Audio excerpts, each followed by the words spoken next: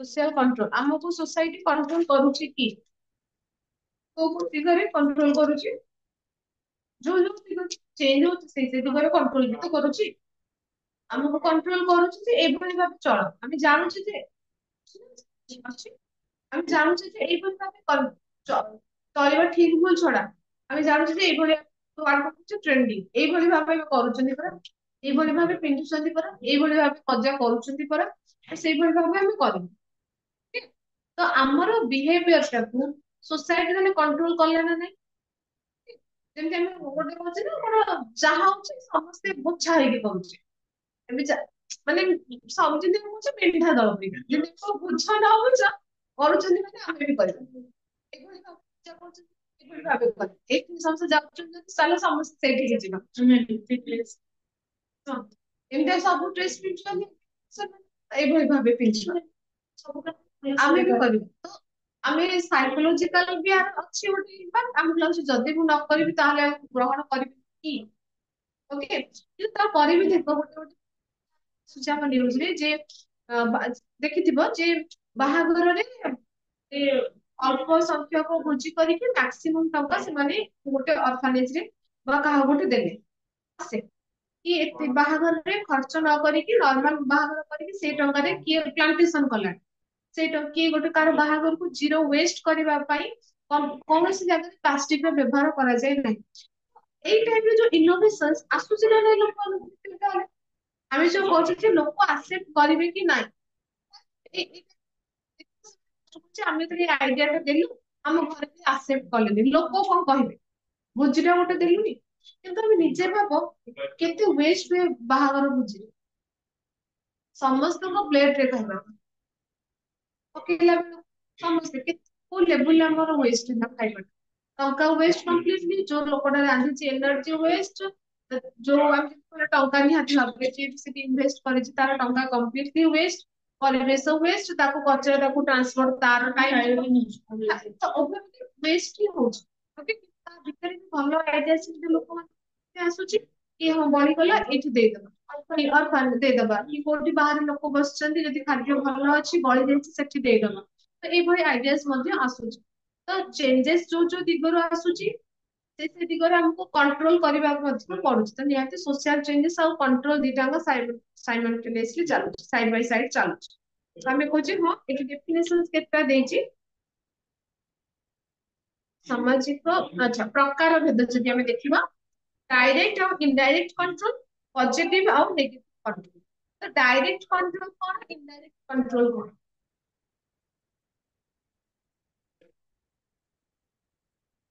Direct ma'am ଆଉ ଗୋଟେ ଅଛି ଇନଫର୍ମାଲ ଆଉ ଫର୍ମାଲ କଣ୍ଟ୍ରୋଲ। अब बोलो ଇନଫର୍ମାଲ ଆଉ ଫର୍ମାଲ କଣ୍ଟ୍ରୋଲ।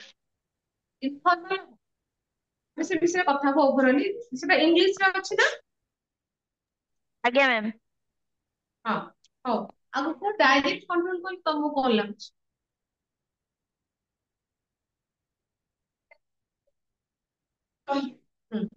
ये ହେଲା ଆମର डायरेक्ट जो से ଆମେ କିଛି ବି ସାଙ୍ଗେ ସାଙ୍ଗେ ରୋକ କରୁଛେ ତାକୁ ଆମେ डायरेक्ट कंट्रोल ବୋଲି କହୁଛେ इनडायरेक्ट कंट्रोल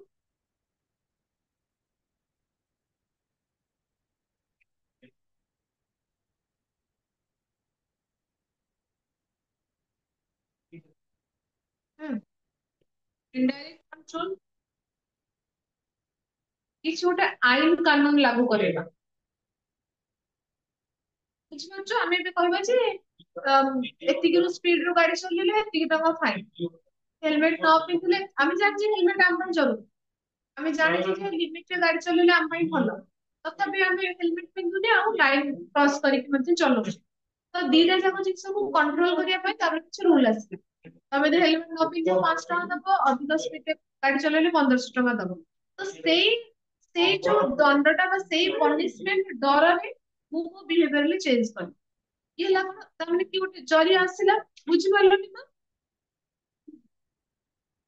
ଅଛି ସେ ଆଜ୍ଞା ମ୍ୟାମ୍ ଓକେ ଆଜ୍ଞା। ଇଏ ଗୋଟେ ହେଲା ଡାଇରେକ୍ଟ କଣ୍ଟ୍ରୋଲ ଆଉ ଗୋଟେ ହେଲା ଇନଡାଇରେକ୍ଟ କଣ୍ଟ୍ରୋଲ ଯଦି ଡାଇରେକ୍ଟ ଆମେ ଯଦି କହିବା ଯେ କୌଣସି ରୁଲ ଗାଡି ସପୋଜ ସ୍ପିଡ ଗାଡି ଚଲାଉଛି ଟ୍ରାଫିକ ଜାମ କଲା ଚଲେଇଛୁ ମୁଁ ଏଠି କହିପାରିବି ତମେ ତ ଲିମିଟେସନ ଦେଇନ ଯଦି ମୋ ରୁଲ ନଥାନ୍ତା ଓକେ କିନ୍ତୁ ଆମେ ସେଠି ଯଦି ସେ ଏଇଟା ବୁଝଉଛି ଯେ ତମେ ଗାଡି ଚଲେଇଲେ ସ୍ପିଡରେ ତମର ଦେହ ଖରାପ ହେଇଯିବ, ମରିଯିବ କି ପିଟି ହେଇଯିବ, କୋଉଠି ନା କୋଉଠି ସେଟା ମୋର ମୋର କଣ୍ଟ୍ରୋଲ ଅଛି, ଗାଲୁଆ ଲୋକ ହେଲା, ବୁଝିପାରୁଛ? ଦିଟା ଯାକ କଣ୍ଟ୍ରୋଲ ପାଇଁ ଦରକାର। ଆମେ ଫ୍ୟାମିଲି ଲେବୁଲରେ ଛୋଟବେଳେ ଡାଇରେକ୍ଟଲି କୁହାଯାଉଛି ସେଇଟା କରନି ସେଇଟା କର, ଟୋଟାଲ ଆମ ବିହେଭିୟର କୁ କଣ୍ଟ୍ରୋଲ କରାଯାଉଛି ଡାଇରେକ୍ଟ ଫିଜିକାଲି, ତାକୁ ଆମେ କହୁଛେ ଡାଇରେକ୍ଟ କଣ୍ଟ୍ରୋଲ। ଯେତେବେଳେ କୌଣସି ଗୋଟେ ଆମର ସାହାଯ୍ୟ ନଉଛେ, ଯେମିତି ଆଇନ କାନୁନ ନିୟମ ଲାଗୁ କରାଯାଉଛି, ତାକୁ ଆମେ ଇନଡାଇରେକ୍ଟ କଣ୍ଟ୍ରୋଲ ମଧ୍ୟ ଆମେ କହୁଛେ। ତାପରେ ହେଲା କଣ, ଏଠି ଦେଖି କଣ ଲେଖା ହେଇଛି, ସେହିପରି ପରୋକ୍ଷ ନିୟନ୍ତ୍ରଣରେ ଯୋଉମାନେ କ୍ଷତିଗ୍ରସ୍ତ ହୁଅନ୍ତି ସେମାନେ ସିଧାସଳଖ ନିୟମ ଭାଙ୍ଗିଥିବା ବ୍ୟକ୍ତି ମାନଙ୍କୁ ଆୟତ୍ତକୁ ଆଣିବାକୁ ଚେଷ୍ଟା କରନ୍ତି, ନିୟମ ଅନୁସାରେ କାର୍ଯ୍ୟ କରିଥାନ୍ତି, ଯାହାଫଳରେ ଦୋଷୀ ବିଶେଷ କୋର୍ଟ ପୋଲିସ ଦ୍ଵାରା ମଧ୍ୟ ଦଣ୍ଡିତ ହୋଇଥାନ୍ତି। ସେମ ଜିନିଷ ଆମେ ଯୋଉ କହିଲେ। ତାପରେ ପଜିଟିଭ ଆଉ ନେଗେଟିଭ କଣ୍ଟ୍ରୋଲ। ପଜିଟିଭ କଣ୍ଟ୍ରୋଲ କଣ, ନେଗେଟିଭ।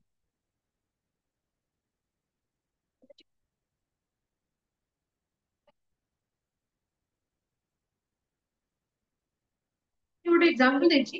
ଯଦି ଜନସଂଖ୍ୟାର ଅଧିକ ଲୋକ ସମାଜର ନୀତି ନିୟମ ମାନି ପୁରସ୍କୃତ ହଉଛନ୍ତି, ତାହା ଏକ ପ୍ରକାରର ଅନୁକୂଳ ବା ପଜିଟିଭ ଇମ୍ପାକ୍ଟ। ଆମେ ଯେମିତି ଏବେ ଯୋଉ କଥା ହେଲେ ଯେ ବାହାଘରରେ ୱେଷ୍ଟ ହଉଛି, କେତେ ଜଣ ଲୋକ ଏଇଭଳି ଭାବେ କରୁଛନ୍ତି, ଟଙ୍କା ବି ସେଭ ହଉଛି, ମାନେ ଠିକ ଜାଗାରେ ଟଙ୍କା ଟା ବ୍ୟବହାର ମଧ୍ୟ ହଉଛି, ତ ଏଇଭଳି ଭାବେ କରୁଛୁ, ତ ତାର ଗୋଟେ ପଜିଟିଭ ଇମ୍ପାକ୍ଟ ପଡୁଛି ନା ପଡୁଛି। ଆମେ ଯେମିତି କହୁଛେ ଯେ ଆମେ ଦେଖୁଛେ ବହୁତ ସାରା ଏକ୍ସାମ୍ପଲ ଏମିତି ରହୁଛି ଯାହା ପଜିଟିଭଲି ଲୋକଙ୍କ ଉପରେ ଇମ୍ପାକ୍ଟ ପକଉଛି, ତାକୁ ପଜିଟିଭ ଇମ୍ପାକ୍ଟ ବା ପଜିଟିଭ କଣ୍ଟ୍ରୋଲ ବୋଲି ମଧ୍ୟ ଆମେ କହୁଛେ। ଆଉ ଗୋଟେ ଏକ୍ସାମ୍ପଲ ଆସିପାରିବ ପଜିଟିଭ କଣ୍ଟ୍ରୋଲ, ଏତେ ଗୋଟେ ଜଷ୍ଟ ଲେଖାଗଲା ଯେ ମାନେ ମାନେଟା ବୁଝିଲା ତ, ଯଦି କୋଉମାନେ ନୀତି ନିୟମ ମାନୁଛନ୍ତି ତାଙ୍କୁ ଯଦି ପୁରସ୍କୃତ କରାଯାଉଛି, ତାହେଲେ ତାହା ଏକ ପଜିଟିଭ ସେଟ କରୁଛି। ଯେମିତି ଆମେ କହୁଛେ ଯେ ପଦ୍ମଶ୍ରୀ ମିଳିଥିଲା, ନାଁଟା ମନେ ପଡୁନି, ଯେ ସିଏ ବହୁତ ବହୁତ ପ୍ରକାରର ଧାନ ମଧ୍ୟ ସେ ରଖିଛନ୍ତି। ସେ ଆଉ ଜଣଙ୍କୁ ମିଳିଥିଲା ଯେ ବହୁତ ଜାଗାରେ ପୁରା ଗଛ ପ୍ଲାଣ୍ଟେସନ, ବହୁତ ଗଛ ଲଗେଇଛନ୍ତି, ବିଭିନ୍ନ ପ୍ରକାର ଗଛ ଲଗେଇଛନ୍ତି, ତାଙ୍କୁ ମଧ୍ୟ ପୁରସ୍କାର ଦିଆଯାଉଛି। ସବୁ ଆମେ କହିବା ଯେ ଏଇ ଲୋକ ଜଣଙ୍କ ରାସ୍ତାରେ ପଡିଥିବା ଲୋକମାନଙ୍କୁ ସାହାଯ୍ୟ, ଏତେ ଲୋକଙ୍କୁ ସାହାଯ୍ୟ କରୁଛି, ତାଙ୍କ ପାଇଁ ଆମ ଏଇ ଏରିଆ ତରଫରୁ ତାଙ୍କୁ ଗୋଟେ ପ୍ରାଇଜ ଦିଆଗଲା। ସେଇଟା ପଜିଟିଭ ଇମ୍ପାକ୍ଟ ପକେଇଲା ନା ଲୋକମାନଙ୍କ ଭିତରେ, ତ ସମସ୍ତେ ଜାଣିଛନ୍ତି ତାହେଲେ ଆମେ ବି ସାହାଯ୍ୟ କରିପାରିବା। ସେଇ ପୁରସ୍କାର ଟା ସେଇଟା ପ୍ରାଇଜ ହିସାବରେ ହଉ, ଟଙ୍କା ହିସାବରେ ହଉ, ବା ନର୍ମାଲ ଗୋଟେ ରେକଗ୍ନିସନ ପଦବୀରେ ତାଙ୍କୁ ଦିଆଯାଉ, ତ ତା ଦେହରେ ଅନ୍ୟମାନେ ମଧ୍ୟ ଇଏ ହଉଛନ୍ତି, ଇନଫ୍ଲୁଏନ୍ସ ହଉଛନ୍ତି ସେଇ କାମଟା କରିବା ପାଇଁ। ଆଉ କଣ ଏକ୍ସାମ୍ପଲ ଅଛି ସମାଜରେ କି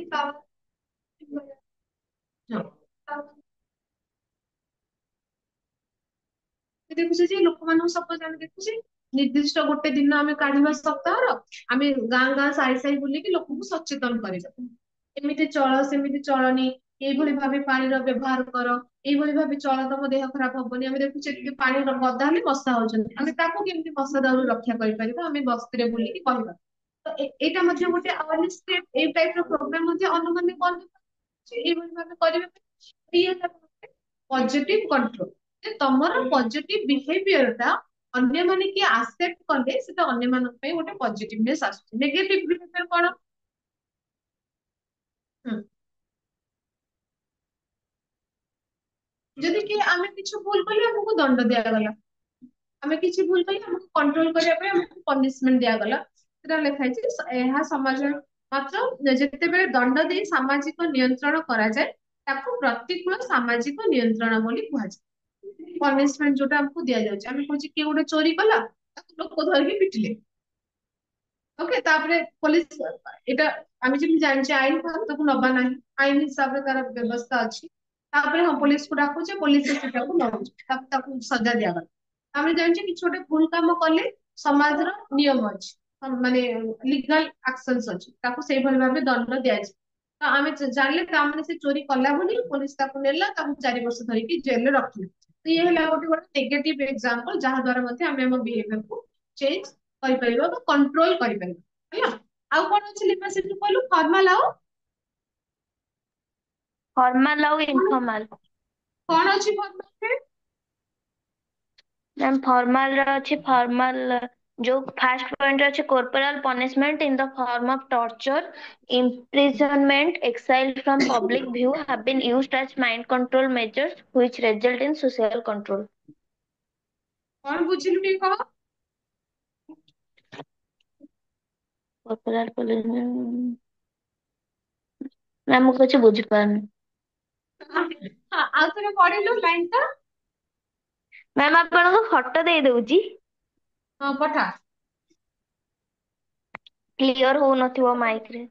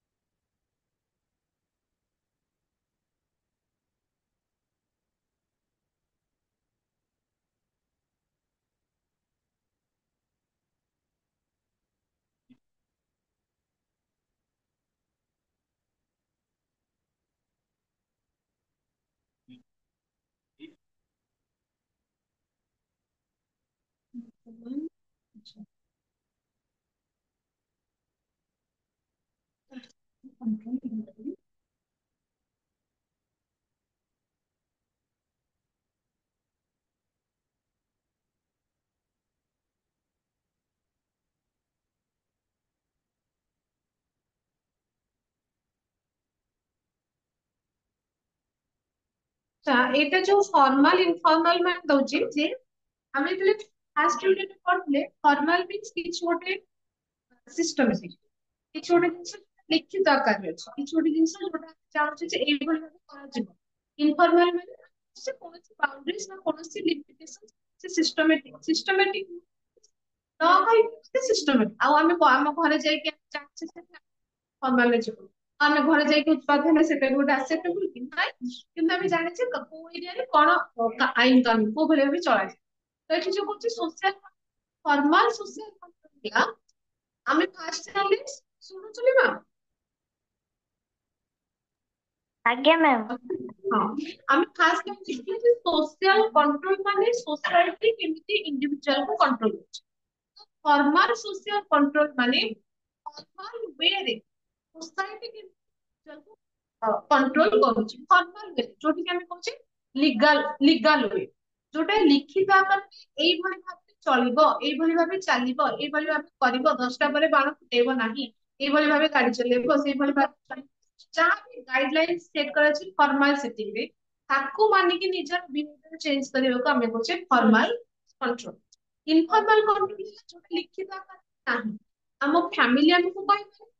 ବଡ ଲୋକ କହିପାରେ ବା ମୁଁ ନିଜେ ଜାଣିପାରେ କି ମୁଁ ଏବେ ଗୋଟେ ଜିନିଷ ମୁଁ ଏବେ କାହା କଥା ଚଲେଇଲି ମୁଁ ପଢିଲି ସେଇଟା ମୁଁ ନିଜ ମଧ୍ୟ ମୁଁ ଶିଖିପାରିଲି ବା ସେଇ କଥାଟା ମତେ ଘର ଲୋକ ମଧ୍ୟ କହିପାରିବେ ଛୋଟ ଥିଲାବେଳେ କୁହାଯାଏ ଯେ ଧାର ଜିନିଷ ଧରିବନି ତଥାପି ଆମେ ଧାରୁଆ ହେଇକି ଧରିଛେ ହାତ କାଟିଛେ ଜାଣିଲେ ତାପରେ ସେ କହିଥିଲେ ଶୁଣିଲେନି ଯେ କହିଲେ ଜାଣିଲି ତାପରେ ମୁଁ ଜାଣିଛି ନା ଏଇ ଟାଇପ ର ଜିନିଷ ତାହେଲେ ଧରିବିନି ବା ଯଦି ବି ଧରିବି କେୟାରଫୁଲି ଧରିବି ସେଇଟା ଗୋଟେ ଇନଫର୍ମାଲ ୱେ ମୋ ବିହେଭିୟରକୁ କଣ୍ଟ୍ରୋଲ କରେ ବୁଝିପାରିଲୁନି ତ ଯୋଉଥିରେ କିଛି ଏକ୍ସାମ୍ପଲ ଆଜ୍ଞା ଯେମିତି ମ୍ୟାମ। ଆଉ କଣ ହଁ ଯେ ଆମେ ଯେମିତି କିଛି ଇନଫର୍ମାଲ ୱେରେ ଆଉ କଣ ଆସିଛି social value social custom norms and more which lead to socialize the member of the society କହିବି social sanctions such as shame ridicule criticism ସାମାଜିକ ସ୍ତରରେ ଯୋଉ ତମକୁ କିଏ ସେମଫୁଲ କରେଇଲା ଲଜ୍ଜା ଦେଲା ତ କିଏ ଗୋଟେ କ୍ରିଟିସାଇଜ କଲା ତ ବିହେଭିୟର ଚେଞ୍ଜ ହଉଛି ମୁଁ ଗୋଟେ କିଛି ଗୋଟେ ପିନ୍ଧିକି ଗଲେ କଣ ପିନ୍ଧିକି ଆସିଛୁ ଏମିତି କଣ ପିନ୍ଧିକି ଆସିଛୁ ସାଙ୍ଗେ ସାଙ୍ଗେ ଯାଇକି ଚେଞ୍ଜ କରିବା ପାଇଁ ଭାବୁଛି ଓକେ ତାମାନେ ମୋର ବିହେଭିୟର ଟା ମୁଁ ସାଙ୍ଗେ ସାଙ୍ଗେ ଚେଞ୍ଜ କରୁଛି ଓକେ ଆଉ ଯେମିତି ଆମେ social value social custom norms social customs କଣ ଆମେ ଯୋଉ ରୀତିନୀତି सोशल नॉर्म्स कौन से जो ଆମେ ପାଳନ କରୁଛେ okay? ତ ସାମାଜିକ ସ୍ତରରେ ଯୋଉ ଯୋଉ ରୀତିନୀତି ଅଛି ଯୋଉ ଭଳି କରାଯାଏ ସବୁ ସବୁ ପୂଜା ସେ ଏଇଭଳି ଭାବରେ ପୂଜା କରାଯିବା ଉଚିତ ମୁଁ ସେଇଭଳି ଭାବେ କରୁନାହିଁ ମୋ ପଡିଶା ଘର ଏମିତି କଣ ପୂଜା କରୁଛୁ ଏମିତି କଣ କରୁଛନ୍ତି ତାର ରୀତି ଅଛି କିଏ କଣ୍ଟ୍ରୋଲ କଲା ଇନଫର୍ମାଲ ୱେ କିଏ କଣ୍ଟ୍ରୋଲ କଲା ଚେଞ୍ଜେସ୍ ଆସୁଛି କେମିତି ଯେମିତି ଆମେ ଜାଣିଛେ ଯେ ସନ୍ଧ୍ୟା ଗଡିଗଲେ ସନ୍ଧ୍ୟା ଦିଆଯିବନି ଘରେ କୁହାଯାଏ ପକେଇଥିବେ ଜାଣିଥିବେ ସନ୍ଧ୍ୟା ଦେଇଗଲା ପରେ ଆମେ ଆଉ ସନ୍ଧ୍ୟା ଦବାରେ ତା ବଦଳରେ ତମେ ଧୂପ ଦେବେ ବୋଲି କୁହାଯାଏ ଧୂପ କାଠି ସଞ୍ଜ ମାନେ ସଞ୍ଜ ଦୀପ ଓକେ ତାପରେ ଆମର ମାନେ ଇଏ ଲକ୍ଷ୍ମୀ ପୁରାଣ ସନ୍ଧ୍ୟା ଗଡିଗଲା ପରେ ସୂର୍ଯ୍ୟାସ୍ତ ପରେ ମାନେ ସନ୍ଧ୍ୟା ପରେ ଆମେ ଦୀପ ଦବାନି ଆମେ ଯେମିତି କହୁଛେ ଯେ ସନ୍ଧ୍ୟା ହେଲା ପରେ ପଳେଇବା ନାହିଁ ତ ଆମେ ତ ଏସବୁ ଜିନିଷ ଆମର ଠିକ ଇଏ ଲେଖା ହେଇଛି ତାର କାରଣ ମଧ୍ୟ ଅଛି ସନ୍ଧ୍ୟାରେ ଆମେ ଚୁଟି କୁଣ୍ଡଉଛେ ଅନ୍ଧାର ହେତୁ ଦେଖାଯାଉନି ଚୁଟି କୋଉଠି ପଡିଲା ଦିନ ଯାଇପାରେ ଏଇଟା ଗୋଟେ କାରଣ ବା ନଖ କଟା ଯିବ ନାହିଁ ତାର ଦିଟା କାରଣ ଅଛି ଆମେ ଯେମିତି କହୁଛେ ଯେ ଏକରେ ଆମର ମନା ବି ଅଛି ଆଉ ସେ ମନାର ଗୋଟେ କାରଣ ବି ଅଛି ସାଇଣ୍ଟିଫିକ କାରଣ ମଧ୍ୟ ଅଛି ଆମେ ଯେମିତି କହୁଛେ କାର୍ତ୍ତିକ ମାସରେ ଆମିଷ ଖାଇବା ନାହିଁ ଦେଖା ବି ହେଇଛି ଯେ ସେ ସବୁ ମାଛ ଏମାନଙ୍କୁ ଡିଜିଜ ହେଇଥାଏ ତ ଆମ ଦେହ ପାଇଁ ସେଟା ଭଲ ନୁହଁ ଗୋଟେ ଆମର ମାନିବାର ନ ମାନିବାର କାରଣ ଅଛି ତା ପଛରେ ଲଜିକାଲ କାରଣ ମଧ୍ୟ ଅଛି ଏଇ ସବୁ ଜିନିଷ ମାନେ ଫର୍ମାଲ ଲିଖିତ ଆକାରରେ ଯଦି ମୋର କଣ୍ଟ୍ରୋଲ କରାଯାଉଛି ତାହେଲେ ଫର୍ମାଲ କଣ୍ଟ୍ରୋଲ ଲେଖା ହେଇକି ନାହିଁ କେହି ଜଣେ କହୁଛନ୍ତି ମୋ control କରିବାକୁ ତାକୁ ଆମେ କହୁଛେ ଇନଫର୍ମାଲ କଣ୍ଟ୍ରୋଲ ଯୋଉଥିରେ କି ଆମେ ଦେଖିଲି ସୋସିଆଲ କଷ୍ଟମ୍ସ ବା ରୀତିନୀତି କଣ୍ଟ୍ରୋଲ କରିପାରୁଛନ୍ତି ବା ଆମର ସୋସିଆଲ ଯେମିତି ଆମେ କହିଲେ ସେମ ବା କ୍ରିଟିସିଜମ ଯଦି କିଏ ଆମକୁ ଦେଲା ତାହା ମଧ୍ୟ ଚେଞ୍ଜ ହଉଛି ଆମର ରିୱାର୍ଡ ଆଉ ପନିଶମେଣ୍ଟ କିଛି ଗୋଟେ ଭୁଲ କଲୁ ସାଙ୍ଗେ ସାଙ୍ଗେ ଥାପଡ଼ଟେ ଖାଇଲେ ଘରୁ ସାଙ୍ଗେ ସାଙ୍ଗେ behaviour କରାଯିବ ଆମେ କୁହାଯାଇଛି ଛଅଟା ହେଲା ମାନେ ଗୋଡ ହାତ ଧୋଇକି ମାରିବୁ ଆଉ ସାତଟା ହେଲା ମାନେ ପାଠ ପଢା ହେଇନି ବାବା ଆସିବେ ନିହାତି ଗାଳି କରିବେ ତ ସାଙ୍ଗେ ସାଙ୍ଗେ ପନିଶମେଣ୍ଟ ପାଇଲେ ମୁଁ ସେ ଚେଞ୍ଜ କରେ ତ ଓଭରଅଲି ଆମେ ତିନି ପ୍ରକାରର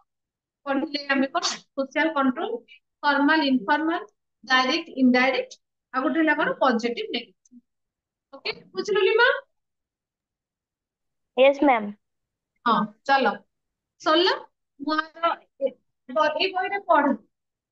ଭଲ ଦେଇଛି କାଟିଦେ